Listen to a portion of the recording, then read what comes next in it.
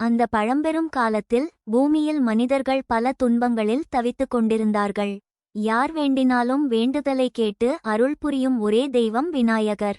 ஒரு நாள் சிறிய கிராமத்தில் வசித்த அமுதா என்ற பெண் மனக்கவலையுடன் கணபதியை தரிசிக்க வந்தாள்.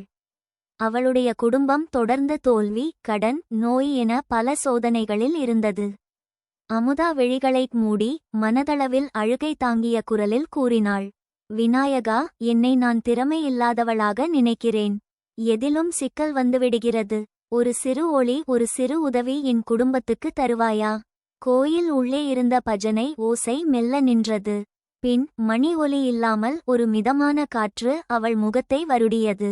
அவள் கண்களை திறந்தபோது ஒரு இனிய புன்னகையுடன் கூடிய சிறுவன் போன்ற உருவம் அவளருகில் இருந்தது. அவன்தான் கணேசர். அன்பான குரலில் விநாயகர் பேசினார். அமுதா, சிக்கல்கள் வாழ்க்கையின் சோதனைகள். ஆனால் அதை ஜெயிக்க மனிதனுக்கு சரியான ஆரம்பம் தேவை. ஒவ்வொரு நாளும் ஒரு சிறிய நல்வழக்கை தொடங்கு, நான் உன் வழியில் தடைகள் நீக்குவேன். அமுதா ஆச்சரியத்துடன் கேட்டாள், அப்பா, என்ன நல்வழக்கை? விநாயகர் சிரித்தார். இன்றிலிருந்து மற்றவர்களை ஊக்கப்படுத்தும் ஒரு நல்ல வார்த்தை பேசு. அதுதான் முதல் தொடக்கம். சொன்னவுடனே ஒளியாக மாறி மறைந்தார். அந்த நாளிலிருந்து அமுதாவின் வாழ்க்கை மெல்ல மெல்ல மாற்றம் கண்டது. அவள் நினைத்ததோ ஒன்று.